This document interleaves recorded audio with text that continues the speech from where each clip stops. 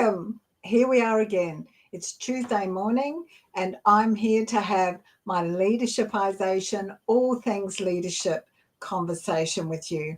I'm Beth Bergen. I'm an internationally awarded leadership and communication coach who works with individuals, confidentially, one-on-one coaching, but also I do a lot of work with teams. So, a common conversation, a common theme to the coaching that I do, whether it's one-on-one or with teams, is around communication. And if you've been watching these on a regular basis, you'll know that I've been focused on that communication a lot recently.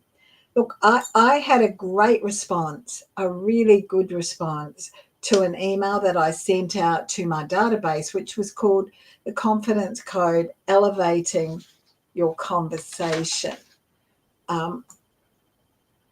Because I had that huge response to it, what I thought was, or what that caused me to do was to sort of think a little bit about, okay, what can I best do to serve leaders and aspiring leaders based on the response that I've had from this? And that caused me to reflect and to understand that one of the biggest issues that I see in the leaders that I coach is that their languaging gives them away. The choice of words that they use, obviously combined with our body language and combined with the tone of voice that we use, but our languaging gives them away. And when many of us are, as beginning leaders particularly, are feeling a little bit of what's called imposter syndrome, a little bit about maybe we're not the best person for this job, maybe our self-worth and our confidence is down, this languaging is actually really important. So today what I'm going to do is to kind of examine for you what I sent out to people and got such a fabulous response to in my weekly emails. Oh, by the way, please grab a pen and paper because there'll be lots to write down, I'm sure, from this conversation. And as you know, because it goes up live and stays there, you can always come back and re-listen to it.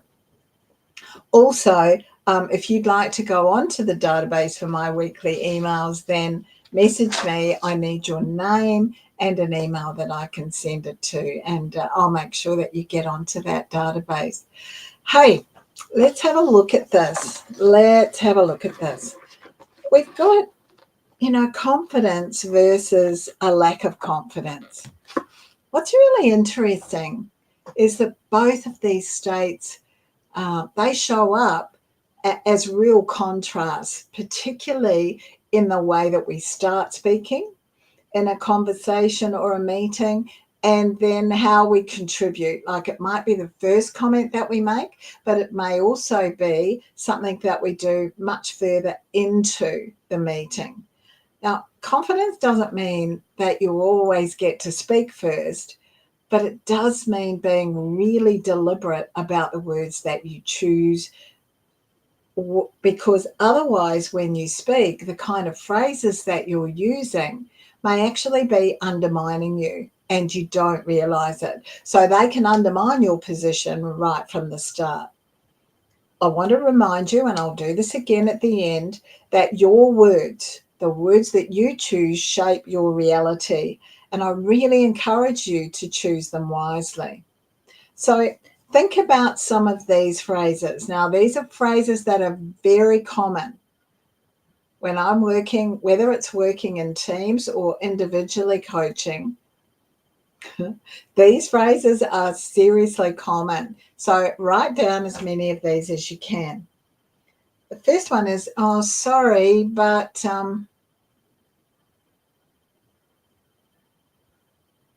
what are we apologizing for, actually? Hold on to that thought. The second one is, this might be a stupid question, but... Third one, I'm no expert, but... Then you go on to say whatever it is you want to say. The next one is, does this make sense? Does this make sense to anybody?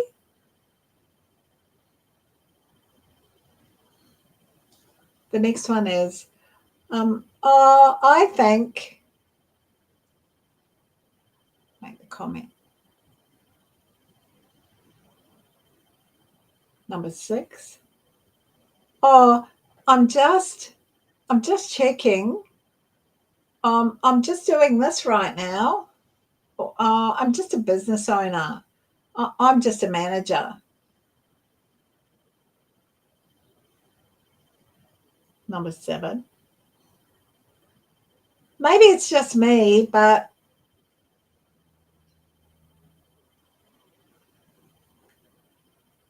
number 8.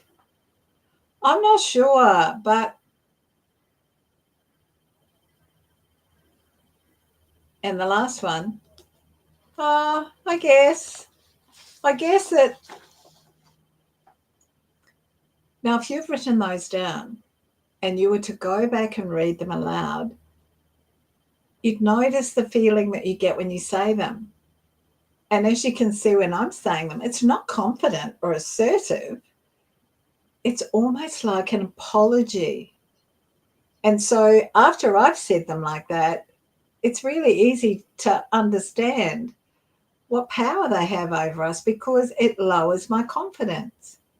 And I'm confident that it will lower yours. So falling into the habit of using one or more of these phrases consistently doesn't show you in your best light. It doesn't show you as your strongest and most confident. Instead, it shows that you're hoping to cover up for your own uncertainty by apologizing for having an opinion. It's not lifting yourself up. It undermines your own authority, because again and again, I'm no expert. I'm no expert, or, this might be a stupid question.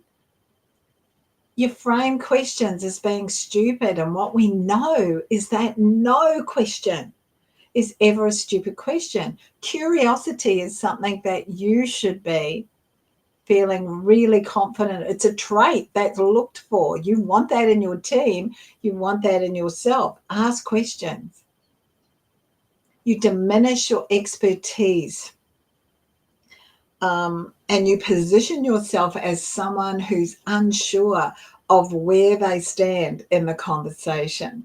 So, maybe it's just me, but, I'm not sure. All of those really position you as unsure. It showcases your lack of self-belief and confidence. I guess I'm thinking, I'm not sure. Yeah, sorry.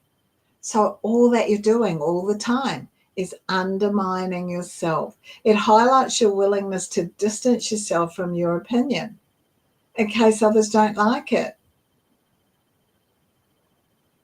Have an opinion. It's okay to have an opinion. If you talk to your higher up people, when it's new stuff for you, when it's new learning for you, when there's change happening, when it's a whole new process, when it's a new product, they're going to expect that you've got some questions about it. They're going to expect that you've got an opinion that might be different from the one that they'd like you to have. Learn what the facts are about whatever it is that you're talking about, but always be prepared to have an opinion and stick by it. Put something out there. The other thing, the final thing, is that it acts as a bit of a defense mechanism for you. If you keep apologizing for yourself, then you can keep making errors.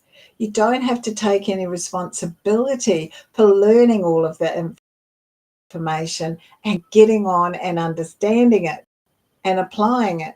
What are you really apologizing for?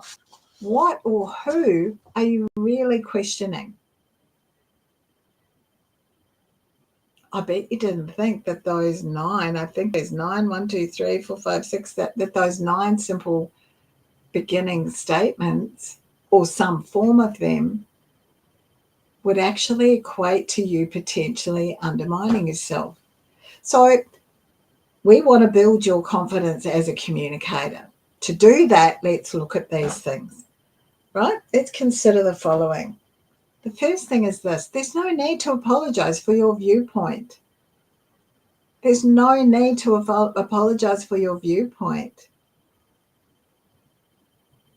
Have your viewpoint, stick with it. Feel confident enough to voice your viewpoint, because you're going to learn something. You're either on the right track or you're on the wrong track, but whatever it is, you'll learn something, yeah? And also, don't ever apologize. There's no need to apologize for being in the meeting, for being in the discussion. You were invited to the meeting. You're entitled to be there, which means that you're entitled to make a contribution.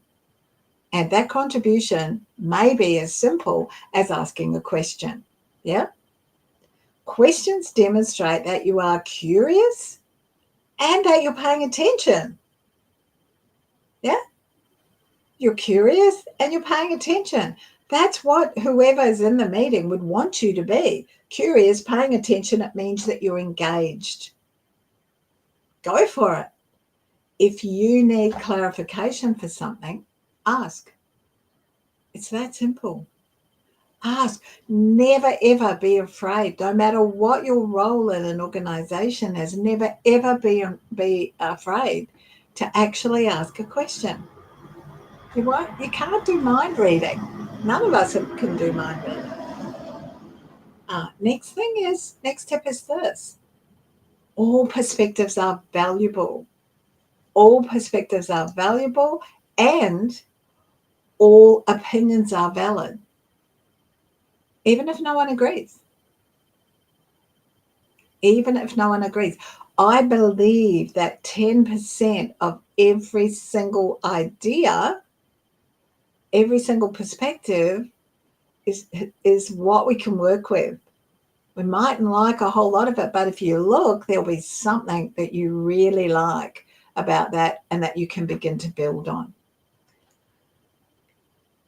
Next one, you don't have to know everything. It's perfectly okay not to know everything. It's even more okay to acknowledge that you don't know something. It's okay. Acknowledge it. As a leader, it establishes you as a human being. And in a meeting or in different situations, it helps others to understand that they can be authentic. They can be themselves. Ask for feedback.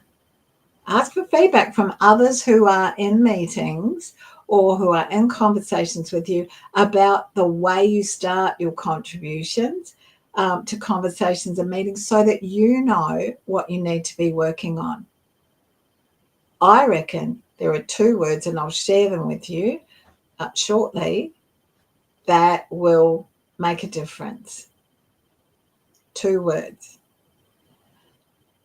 Next one is offer to provide clarity instead of asking if things make sense.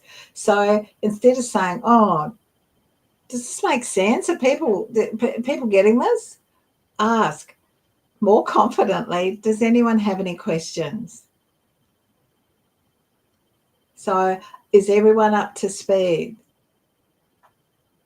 Have we got any questions? Something like that is much better than, oh, does this make sense? Yeah. And finally, replace I think. No, it's not finally. Replace I think with I believe. So rather than saying, oh, I think, blah, blah, blah, I believe that this is the case. I think that this is the case, as opposed to I'm confident that this is the case, or I believe from the data that this is the case.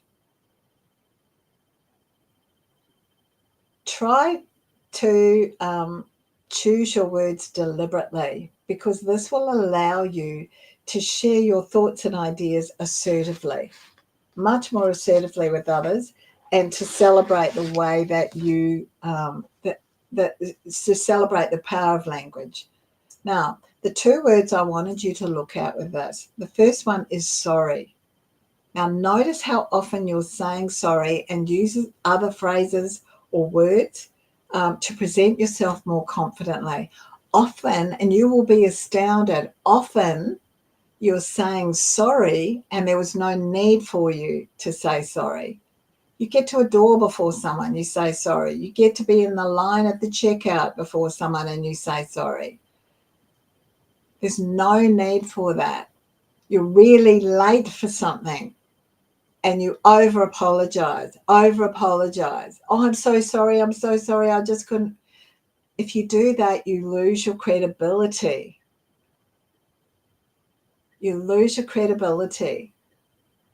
Think really carefully about the language that you use. And what I recommend is that you say, thank you for your patience. I really appreciate you waiting. So much more professional, so much more credible than, oh, sorry, I'm running all over the place.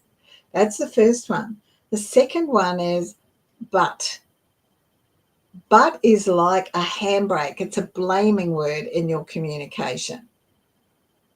And what you'll realize if you look back on those 9 statements or 9 phrases I gave you is that 1, 2, 3, 4, 5 of those have the word but after we're pausing for ourselves. After we're pausing, after we're making a uncomplimentary, unconfident statement about ourselves. Like, oh, maybe it's just me, but yeah, it's blaming, it's a negative, it's kind of like a handbrake. Really start to notice your sorries and replace them with something else, and definitely think about how often you're using the word but, and try really hard to replace that with the word however.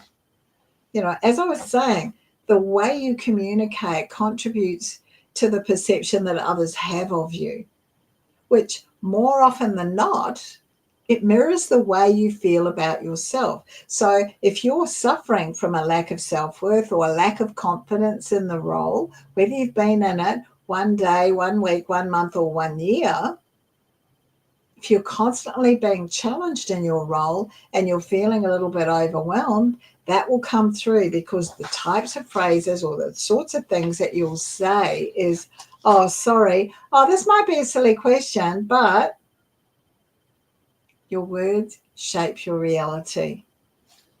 Your words shape your reality. Your voice matters. So share your voice. Share your voice with confidence and without any apology or without any justification. Have an opinion and stick by it. Be prepared to change it. Be open to new ideas. Don't apologize for it before you've even shared it. There's some code to confidence in your communication. So thank you. If you're watching this as a replay, please pop #replay for me. If you've got questions or comments, or you'd like to go on my database to get the weekly emails, please reach out. Simply name and email is all that is required. Now, again, just a reminder, my Deliberate Reset program, applications are open. 6 to 8 leaders, people who are on the same leadership journey or a similar leadership journey to you. And it's tailored training in leadership, communication, and mental fitness over a period of 10 weeks. Just with the group, you're supported. We have WhatsApp communication in between. We have a weekly session for about 90 minutes over Zoom. It's an absolute game changer. Anyone who's done it just raves about it. We're supported by the use of an internationally acknowledged app that helps us to work on identifying and strengthening our mental fitness, which allows us to look at the learnings, the many learnings that are available in every single situation that we find ourselves in.